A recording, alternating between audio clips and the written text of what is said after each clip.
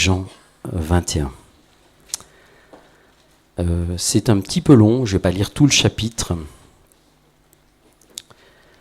Mais je vais lire donc à partir du verset 1. Après cela, Jésus, Jean 21, se montra encore aux disciples sur les bords de la mer de Tibériade. Et voici de quelle manière il se montra Simon-Pierre, Thomas, appelé Didyme, Nathanaël de Cana en Galilée, les fils de Zébédée et deux autres des disciples de Jésus étaient ensemble. Simon-Pierre leur dit : « Je vais pêcher. » Ils lui dirent : « Nous allons aussi avec toi. » Ils sortirent et montèrent dans une barque. Et cette nuit-là, ils ne prirent rien. De rien. Le matin, et c'est moi qui le rajoute, le matin étant venu, Jésus se trouva sur le rivage. Mais les disciples ne savaient pas que c'était Jésus. Jésus leur dit : « Enfants, n'avez-vous rien à manger ?» Ils lui répondirent : « Non. » Il leur dit : « Jetez le filet du côté droit de la barque et vous trouverez. » Ils le jetèrent donc et ils ne pouvaient plus le retirer à cause de la grande quantité de poissons. Alors le disciple que Jésus aimait dit à Pierre : « C'est le Seigneur. » Et Simon-Pierre, dès qu'il a entendu que c'était le Seigneur, mit son vêtement et sa ceinture, car il était nu, et se jeta dans la mer. Les autres disciples vinrent avec une barque, tirant le filet plein des poissons, car ils n'étaient éloignés de terre que d'environ 200 coudées. Lorsqu'ils furent descendus à terre, ils virent là des charbons ardents, du poisson dessus et du pain. Jésus leur dit : « Apportez des poissons que vous venez de prendre. » Simon-Pierre monta dans la barque et tira à terre le filet plein de 153 grands poissons. Et quoiqu'il y en eût tant, le filet ne se rompit pas. Jésus leur dit : « Venez et mangez. » Et aucun des disciples n'osa lui demander : « Qui es-tu ?» sachant que c'était le Seigneur Jésus. Jésus approcha, prit le pain et leur en donna. Il fit de même du poisson. C'était la 3e fois que Jésus se montrait à ses disciples depuis qu'il était ressuscité des morts. C'est un beau texte. Moi, j'aime beaucoup tous ces passages sur la résurrection. Et c'est un moment extraordinaire que vit Pierre et ses amis.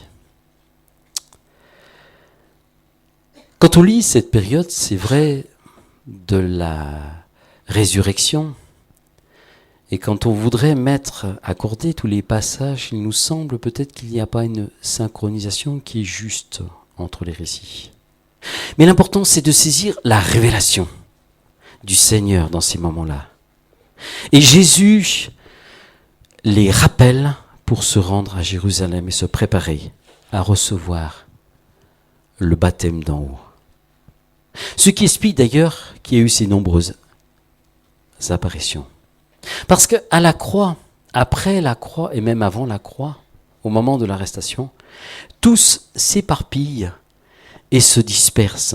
C'est un temps de flou qui s'installe, et Jésus l'avait prophétisé, qui s'installe pour les disciples parce qu'ils ne savent pas quoi faire, ni quoi penser. Jésus leur a été arraché. Ce maître, ce Messie, ce porteur d'espérance, il est arrêté, il est cloué sur une croix et tout semble s'écrouler. Parce qu'ils n'ont pas compris le sens de cette mort. Même Pierre, l'aîné de tous, celui qui peut-être aurait pu mieux comprendre les choses, ce meneur d'hommes, cet homme qui était toujours enthousiasme, qui était prompt à foncer, qui était prompt à partir. C'est le premier qui est sorti de la barque quand il a vu Jésus qui marchait sur les eaux. C'était le premier, il faisait souvent des boulettes. C'était un impulsif. Même Pierre ne comprenait pas profondément ce qui se passait et quel était le sens du ministère, de l'appel de Dieu, de ce que Dieu voulait faire avec eux. Il est déstabilisé, décontenancé. Alors, il dit : « Je vais pécher. » Non pas faire des péchés, mais pécher. Non pas pêcher avec la ligne, mais tirer des filets. Réfléchissez-vous si vous voulez, mais moi je vais pêcher. Pierre reprend ses activités d'autrefois, laissant aussi supposer une forme d'acte de désespoir qui le pousse à sortir dans de l'inactivisme. Certains, quand ils sont désespérés, quand ils sont pas bien, eh bien généralement ils prennent des boissons, l'alcool, des drogues, des choses comme ça, et d'autres, eh bien remplissent leur temps et leur cœur par de l'activisme pour combler ce vide qu'il a. Et je pense que Pierre a ce sentiment de désespoir et de vide et il dit, bon, allez, je vais pêcher. C'en est assez. On discute entre nous, on ne sait pas où on en est. Et on part à la pêche. Et les autres disent, eh bien, nous te suivons. Et là, ils ont dû retourner dans la famille. Dans la famille de ces pêcheurs, puisqu'ils travaillaient en famille, et on le voit encore dans les civilisations, et si vous regardez des reportages sur l'Afrique, j'aime beaucoup, c'est très intéressant, parce que là on apprend beaucoup de choses sur la vie de cette époque, au moment de Jésus, de voir ces sociétés-là africaines on comprend mieux un petit peu, ça nous donne un sens, parce que nous sommes tellement à des milliers de kilomètres de cette réalité d'il y a 2000 ans. Donc ça nous donne de comprendre. Et donc je pense que cette famille est restée sur place. Le père, les pères, puisqu'il y avait le père de Zébédée, les pères de Zébédée, Jacques et Jean, il y avait le père aussi de Pierre certainement, et d'autres personnes, des aînés, puis peut-être des jeunes qui étaient là, qui continuaient cette activité de la pêche. Et les autres ont peut-être été étonnés. Est-ce qu'ils ont eu un bon accueil quand ils ont vu ces gens revenir au bout de 3 ans? Ah, on le savait, peut-être.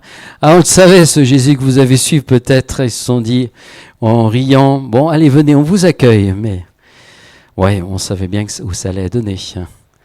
Mais il les accueille. Et là, ils partent en mer. Ils partent en mer, ils travaillent toute la nuit. Pose des filets.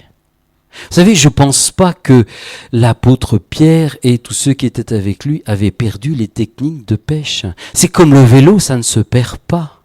Et quand tu as un métier et que tu connais bien ton métier, si tu es perceur, soudeur, ou si tu as un autre métier, tu connais ton métier et si tu as beau faire un break de 2 ans, 3 ans, je pense que tu as acquis de l'expérience, parce que Pierre a travaillé pendant au moins une 20aine d'années.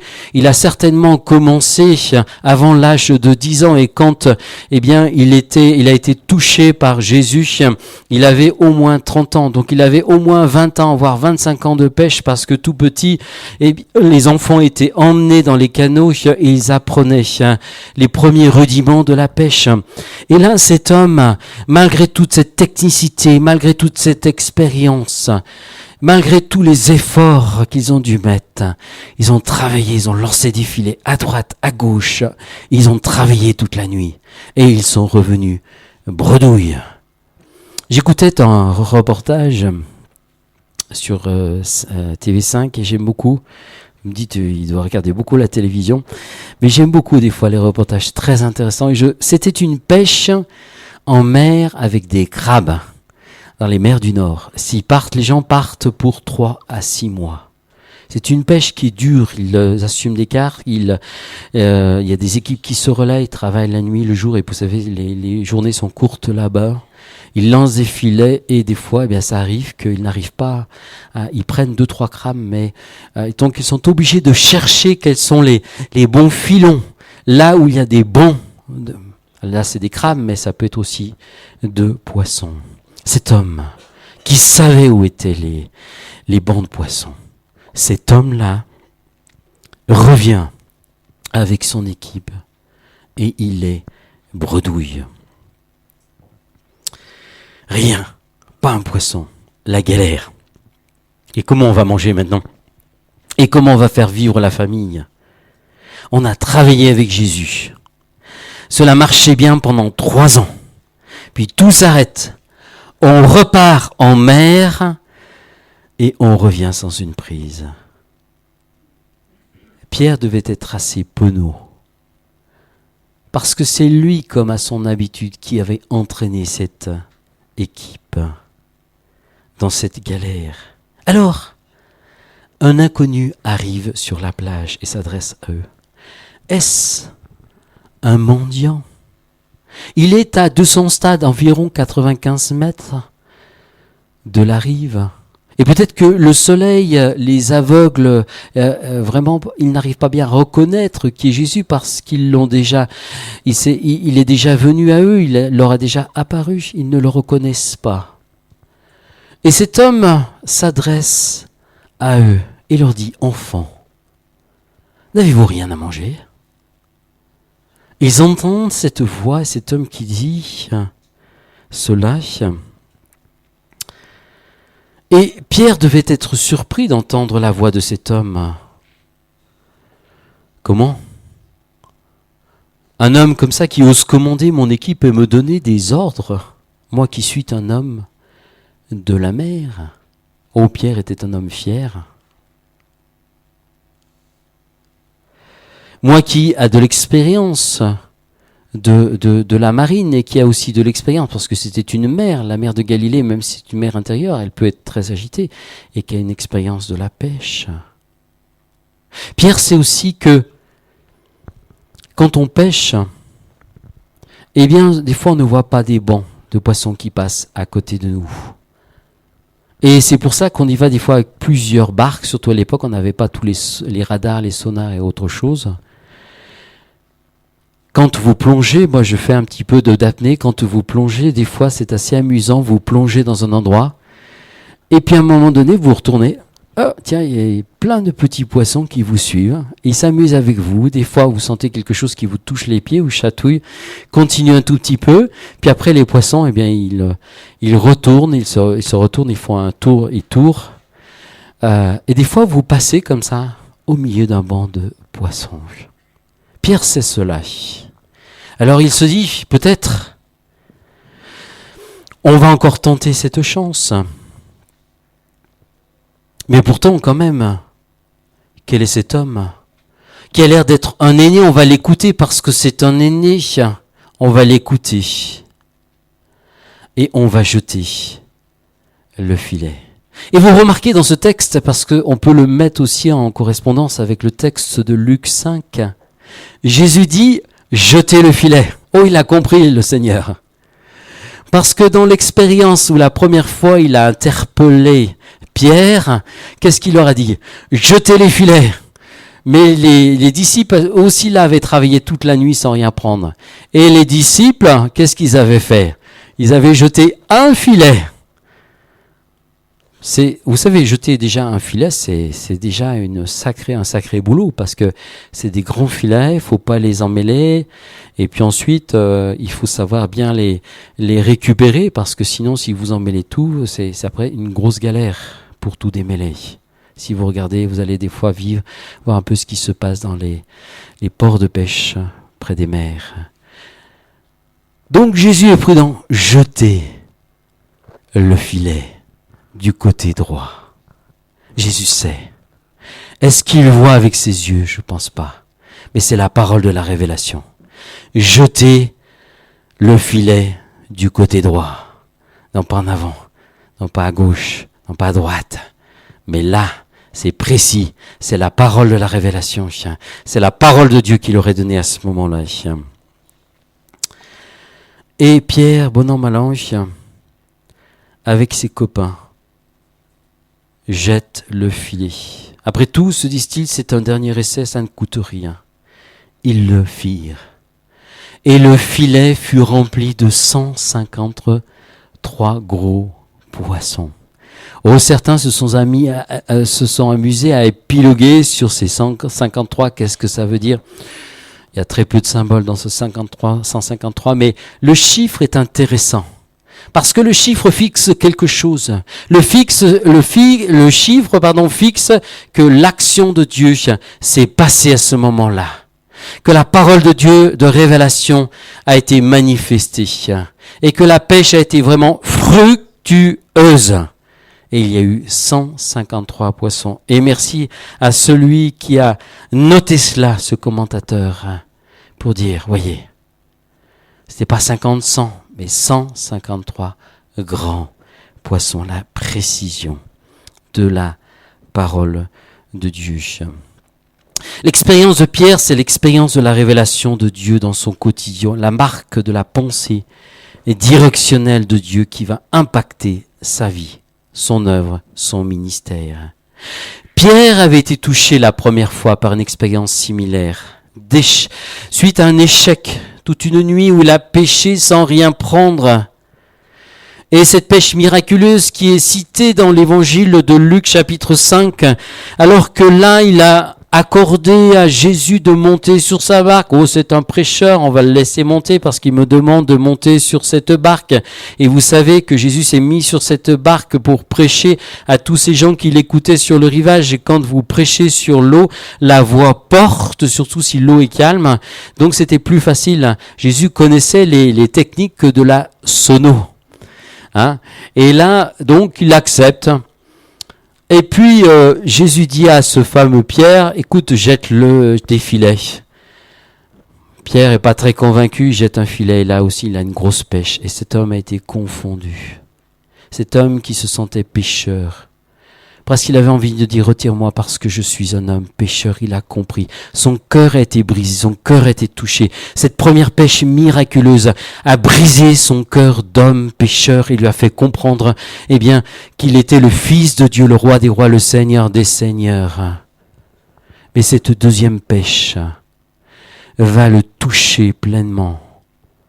Dans cet orgueil qui a été brisé, il va le toucher pleinement pour le ramener à lui. Parce que Pierre a envie de foutre le camp, excusez-moi du terme. Il a envie de reprendre ses activités. Il s'est dit, j'ai échoué, j'ai renié Jésus.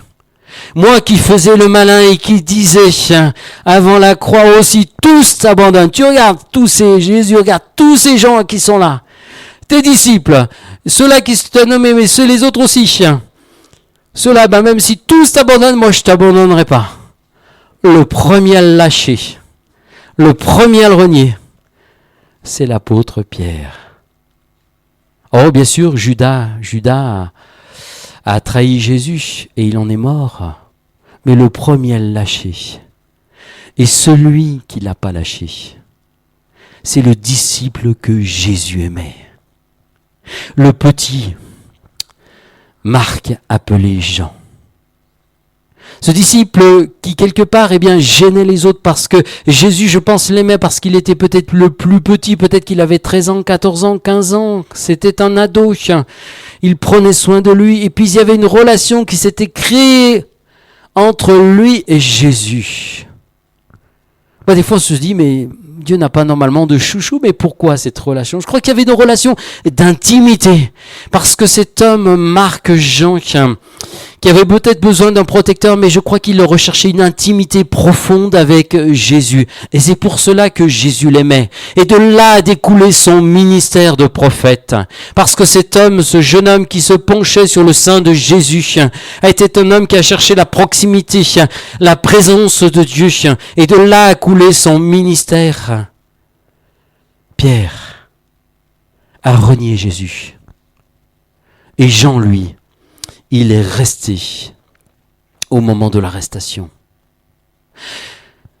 Même s'il était reconnu comme un disciple de Jésus, et on ne l'a pas touché. Et Jean, le petit Marc Jean, il est allé avec les femmes assister au moment de la crucifixion. Et c'est là qu'il a reçu cette parole pour sa mère, pour la mère de Jésus, la mère porteuse de Jésus, où Jésus lui confiait sa mère pour qu'il en prenne soin et qu'il lui apporte cette sécurité financière et matérielle et cette protection. Cet homme n'a pas renié Jésus, mais Pierre se sentait meurtri au fond de lui. Il en avait profondément honte d'avoir renié Jésus.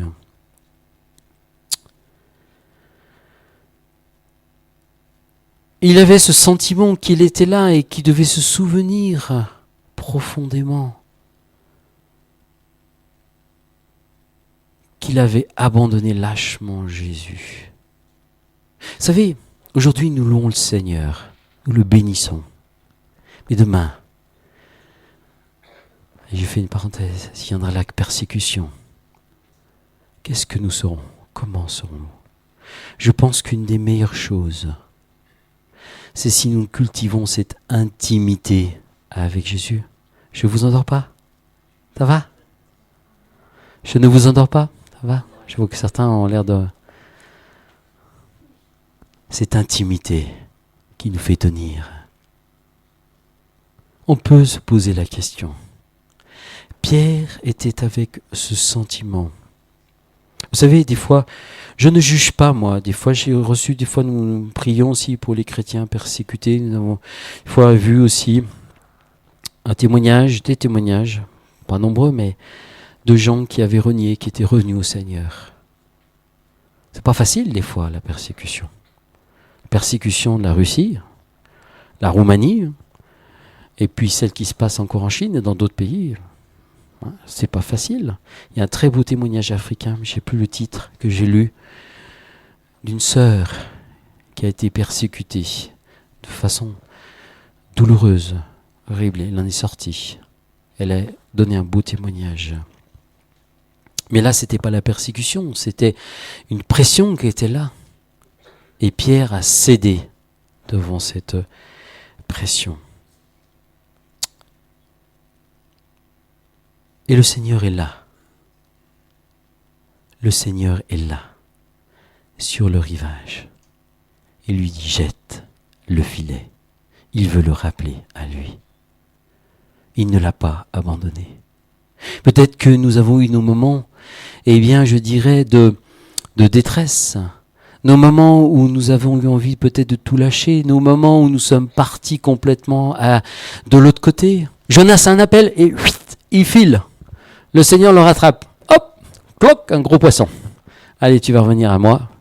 J'ai besoin de toi, faut que tu bosses. Jonas, sacré bonhomme. Dieu l'a rattrapé. Dieu peut nous rattraper. Même sur nos chemins que nous prenons de traverse, pour nous ramener dans sa maison, dans son service. Amen. Et des fois, Dieu nous attend dans ces moments d'incapacité, au moment où tout nous semble sans issue. Est-ce qu'on va lui dire, help Seigneur, viens à mon secours? Ou est-ce que nous allons continuer à espérer avec notre force, notre vitalité humaine, notre énergie naturelle pour nous sortir de la situation, peut-être difficile, peut-être conflictuelle, peut-être de détresse dans laquelle nous sommes, intérieur ou extérieur, pour nous sortir de cette situation avec nos propres forces? Ou est-ce que nous allons dire, Seigneur, aide-moi, secours-moi? Sera-t-on accepter l'échec, les temps d'arrêt, les épreuves dont nous parle si bien l'apôtre Paul? Ce que vit Pierre à ce moment-là, c'est un brisement. Il va comprendre que ce n'est pas avec son énergie naturelle qu'il va être capable de servir le Seigneur. Il fallait qu'il passe par le reniement. Il fallait aussi qu'il repasse par cette épreuve de cette pêche infructueuse, de cet échec cuisant, pour qu'il comprenne que le bonhomme Pierre, il est incapable de servir Jésus, mais que c'est le Seigneur et le Saint-Esprit qui va le faire au travers de lui. Il fallait qu'il soit brisé. Et il a fallu que tous les disciples aussi soient brisés, que l'image qu'ils avaient de Jésus soit changée et soit transformée. La Bible nous dit que nous ne connaissons plus personne selon la chair. Et le brisement nous amène à connaître, à vivre cela, ne plus connaître les gens selon la chair, ne plus les connaître comme ils sont, ne plus les connaître comme ils ont été autrefois. Parfois nous voyons des gens comme ils ont été, et on les a aidés, on les a fait sortir de leur détresse, et on les voit avec leurs galères, les choses comme ça. Mais le Saint-Esprit nous apprend à ne plus les voir comme ils sont, même s'ils ont eu de la difficulté à s'en sortir, mais à les voir comme Dieu les voit, ne plus les connaître comme dans la chair, afin de leur apporter le secours de Dieu, la consolation dont ils ont encore besoin, et pour qu'ils puissent monter, grandir et rentrer dans un processus de victoire et de libération. Et c'est le brisement qui nous amène à cela. Le brisement, ce n'est pas le renoncement. Beaucoup de croyants confondent, et il y a des messages qui confondent complètement. C'est la confusion entre le brisement et le renoncement. Luc chapitre 9, verset 21. Si quelqu'un veut venir à moi, qu'il renonce à lui-même, qu'il se charge de sa croix et qu'il me suive, c'est le renoncement dont Jésus nous parle. Apprendre à renoncer. Parfois, tu dois apprendre à renoncer à une soirée dorée où tu devras prendre du temps pour prier, pour jeûner. Parfois, tu devras apprendre à renoncer à certaines choses que le Saint-Esprit te montre pour être un vase propre, utile au Seigneur. C'est ça le renoncement. Te lever tôt pour chercher la face de Dieu. Prendre du temps dans la présence de Dieu. Renoncer peut-être à toi-même. Renoncer de toujours donner ton avis dans une certaine situation. Ça, c'est toujours le renoncement. C'est une œuvre de sanctification qui se perd dans ta vie, c'est-à-dire de séparation. Et le brisement, c'est l'épreuve qui vient sur ta vie.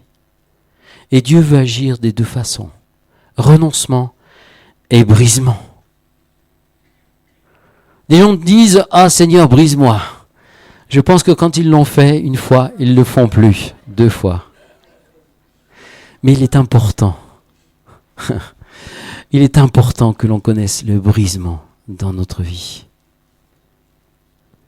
C'est pas facile quand on se retrouve dans un lit d'hôpital. Et on se dit, qu'est-ce qui m'attend? Pourquoi les médecins me disent rien? Qu'est-ce qui se passe? Est-ce que c'est la fin? Qu'est-ce qui se passe? Et on est en train d'être brisé, d'apprendre le secours de Dieu, l'attente de Dieu, l'attente des réponses de Dieu. Parfois nos prières sont comme des lamentations et nous attendons ce secours de Dieu. Cela peut durer des jours, cela peut durer des mois, sur des réponses précises. Parfois nous pouvons être brisés par nos prières que nous faisons pour nos enfants, nous attendons la réponse de Dieu. Et on continue à vivre ce brisement, mais nous continuons à prier, à persévérer. Et c'est comme pour nous une déchirure, un brisement qui se passe dans notre vie. Le brisement, c'est l'épreuve non voulue qui vient sur ta vie. Un échec, un désert, une solitude, un rejet qui vient sur ta vie. Il fallait que Pierre soit brisé et qu'il comprenne l'importance que lui n'est rien, mais que Dieu est tout, et que c'est le Seigneur au travers de lui qui va faire les choses. Et combien c'est important pour que cet homme se relève et se redresse dans la gloire, dans la présence de Dieu, lui qui avait un tel ego, une telle nature, une telle force de caractère. C'était un lion, ce Pierre, et il est devenu un agneau.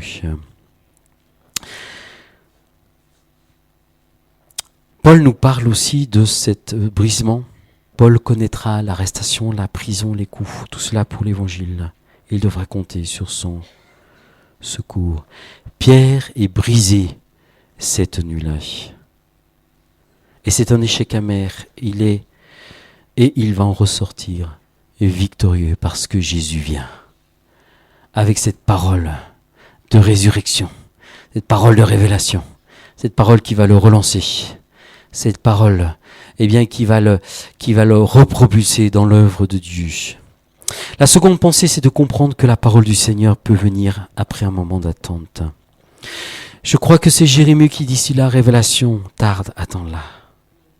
Nous sommes dans une période de fast-food, et parfois on pourrait dire fast-food spirituel, où l'instantané prime sur le reste. Ce qui a pris de la valeur aujourd'hui, c'est le maintenant. Et là, si la réponse ne vient pas, alors se précipite.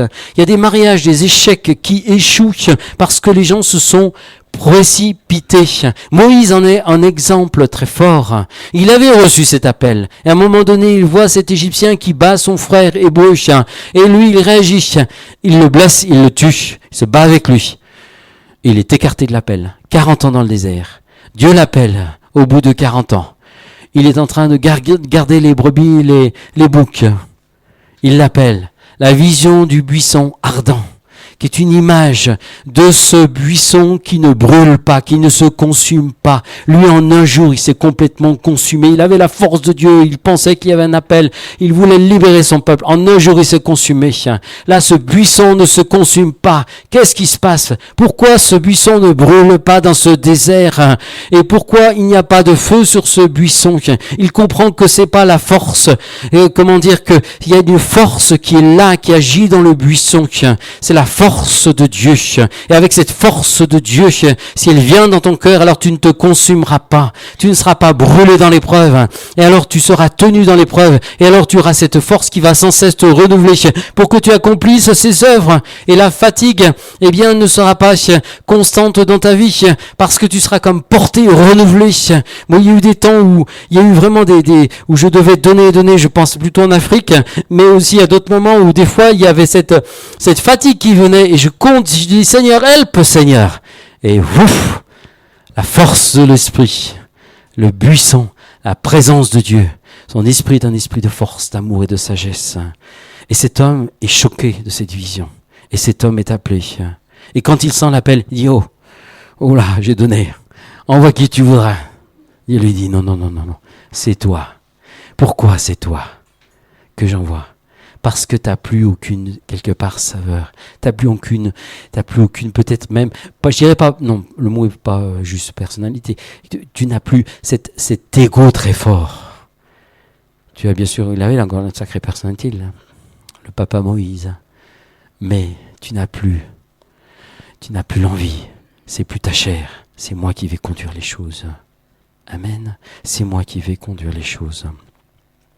Certains pensent aussi que parce qu'ils ont reçu le Saint-Esprit, ils vont être sans cesse guidés comme le tramway qui s'attache, vous savez, au caténaire. Tac, tac, tac, tac, tac, tac, tac, tac.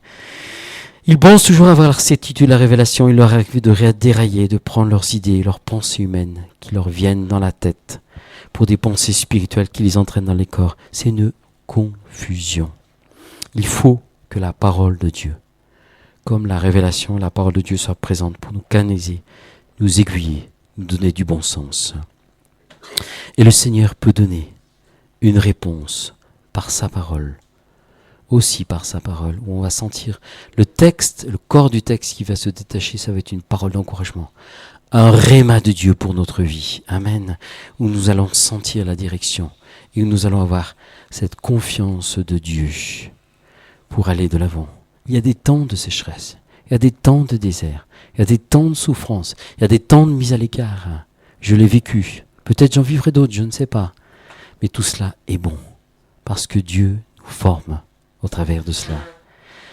Et la troisième pensée que je donnerais, c'est ne pas confondre vitesse et précipitation. La Bible nous dit, celui qui précipite ses pas ne manque de péché. Ce n'est pas parce que les temps sont courts qu'il faut se précipiter dans toutes sortes d'actions, de gesticulation. Attention, je ne touche pas à ouvrier dans la moisson, à TPC, de gesticulation humaine sans avoir pris le temps de prier, de réfléchir, de comprendre sa volonté. Il y a une pression de la réussite, des fois, dans les églises. Une pression de l'action qui nous fait oublier aussi que le patron, c'est le Seigneur. Et si le Seigneur n'est pas là, il ne se passe rien. J'ai évangélisé, distribué des centaines de traités. Des fois, je l'ai fait beaucoup avec l'énergie de la chair. Si le Seigneur, on se défonce pour Dieu. Si le Seigneur n'est pas là, il ne se passera pas grand-chose. Amen. Nous devons compter sur cette action du Saint-Esprit, cette révélation de Dieu, cette présence de Dieu en nous. Amen. Cette parole de Dieu en nous. Amen. Et nous devons semer. Bien sûr, semer avec nos forces, avec notre cœur, mais aussi semer avec l'onction du Saint-Esprit qui repose et qui veut davantage reposer sur nos vies. Dans certains pays, on voit que l'évangile avance beaucoup, dans d'autres, c'est plutôt poussif. Et j'ai vu des fois des personnes qui venaient de ces pays d'Amérique du Sud. Je me souviens d'un couple, ils pensaient faire bouger les choses. Ils sont restés 4-5 ans. Rien ne s'est passé. D'autres aussi sont venus. Pourquoi ? Pourtant, ils vivaient un réveil, d'Afrique ou ailleurs. Et quand ils viennent en France, c'est dur. Et ils vivent les mêmes choses, les mêmes réalités que nous. Pourtant, ils connaissent un réveil. Pourquoi ? Je ne sais pas. Je ne peux pas vous donner la réponse, je ne sais pas. Pourtant, eux vivaient l'onction de Dieu dans leur pays. L'apôtre Paul est arrêté, emprisonné. Pourtant, il y avait tellement de choses bonnes à faire. Moi, quand je lis les textes, je me dis, mais quand même, Seigneur, dis donc, tu aurais encore pu l'employer un peu plus. Paul est arrêté, emprisonné. Qu'est-ce qu'il fait ? Par son temps, il écrit. Mais il y a eu des moments de silence. Des moments où il ne faisait rien, il est arrêté. Et l'apôtre Paul ne s'emploie un point. Il accepte ce temps de brisement. Et il s'en remet à Dieu. Revenons à Pierre. Il est dans l'échec, sa vie est brisée. Cette pêche miraculeuse va le replacer sur le terrain de la révélation de Dieu et de son appel. Il va comprendre cette fois que seule la réussite est possible avec l'énergie que Dieu donne, l'énergie du Saint-Esprit dans cette dépendance de cette relation avec le Seigneur. Son énergie naturelle semble anéantie. C'est lui, et lui seul, qui peut tout sur le chemin de son œuvre. Et là, il y a eu cette parole où il a jeté le filet, et le filet s'est rempli. Et puis il s'approche de la berge. Et Jésus leur dit, mais apportez votre conquête et partagez-la.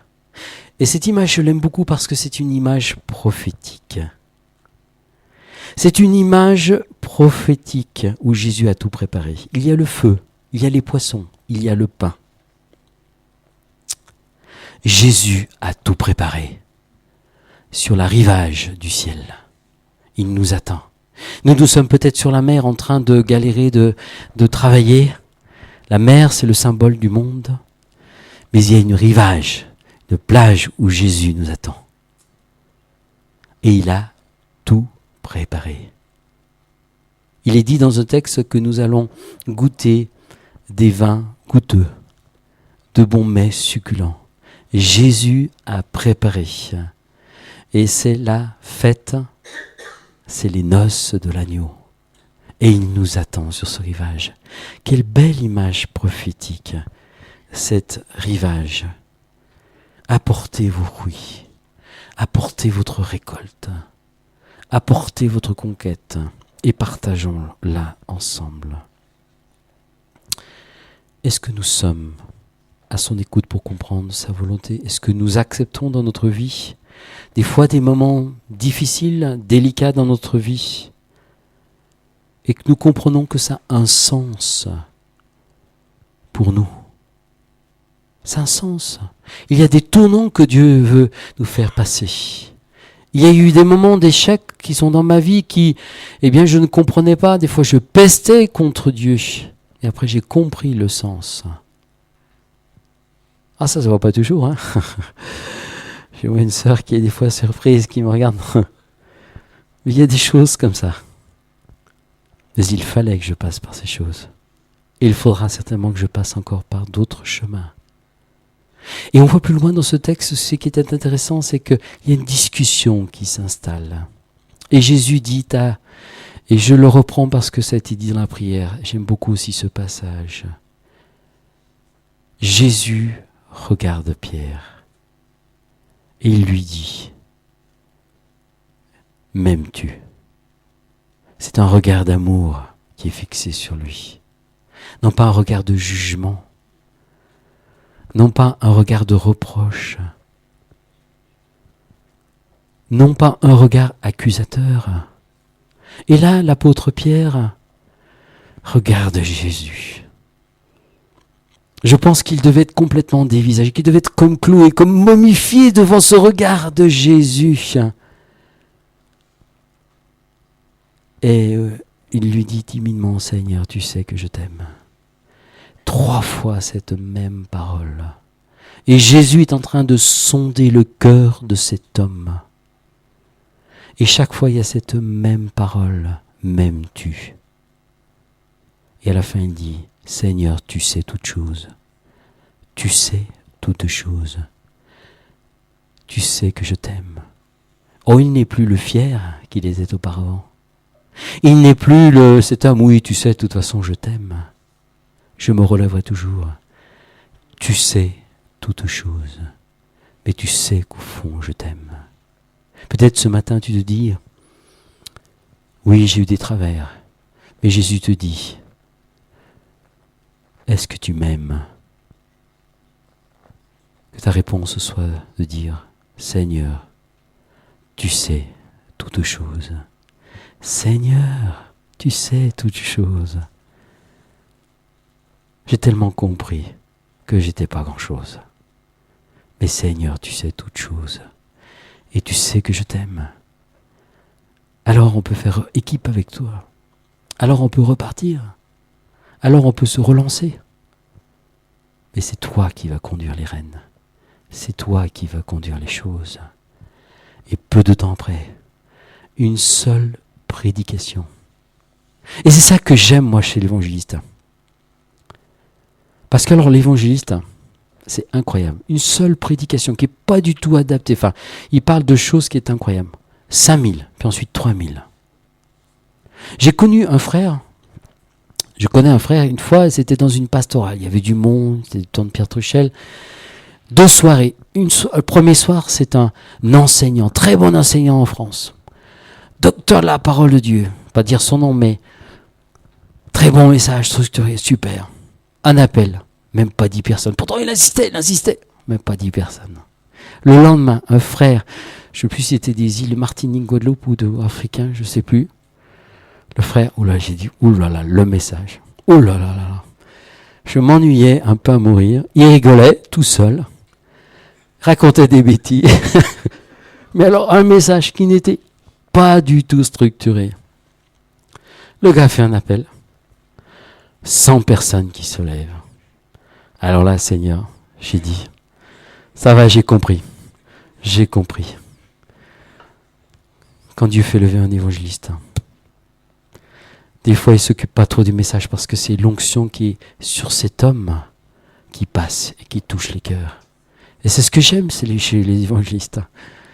Ils ne s'inquiètent pas trop des tournures, des mots, des sens, des phrases. Mais il y a une onction. Ouf, il lance le pilet.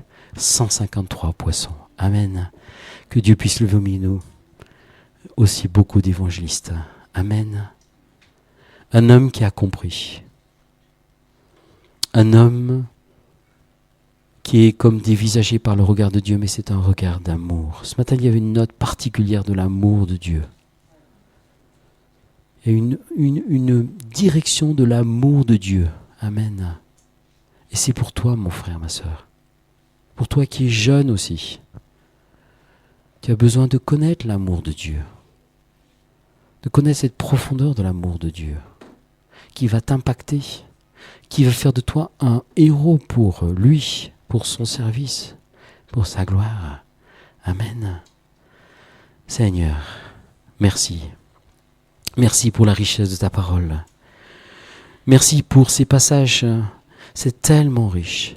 Il y aurait peut-être tellement d'autres choses à dire et à donner sur ces passages et à découvrir. Mais nous sentons tellement l'action de ton esprit et l'œuvre qui se fait dans ton cœur. Et nous voulons te dire ensemble ce matin, Seigneur, tu sais toutes choses. Dites-lui, Seigneur, tu sais toutes choses. Mais tu sais que je t'aime. Et tu sais que je veux te suivre. Comme dit le chant, dans les bons et dans les mauvais jours. Je vais accepter des épreuves sur ma vie. Je vais accepter ces moments difficiles, ces moments où mon âme se semble comme égarée ou comme dans la certitude, dans le désert. Je vais accepter ces moments et les prendre comme une leçon pour toi, comme un moment où tu es en train de me faire vivre quelque chose. Et je veux apprendre à te faire confiance dans ces moments-là. Apprendre à accepter ces temps comme des temps de Dieu, où tu fais ce travail, où toi tu ne te relâches pas, mais tu fais ce travail dans mon cœur, parce que tu es en train de faire cette œuvre dans mon cœur, dans chacun de nos cœurs, dans chacune de nos vies. Et tu nous prépares pour des choses plus grandes, pour des œuvres qui ne sont pas destinées seulement à ceux qui sont appelés peut-être dans un service particulier, mais qui sont appelés, parce que tous nous sont appelés. Tu nous prépares pour des œuvres plus grandes, les œuvres que tu as préparées pour nous. Que tu fortifies ce matin ton peuple, que tu nous fortifies, que tu fortifies ton Église, dans le beau nom de Jésus. Amen.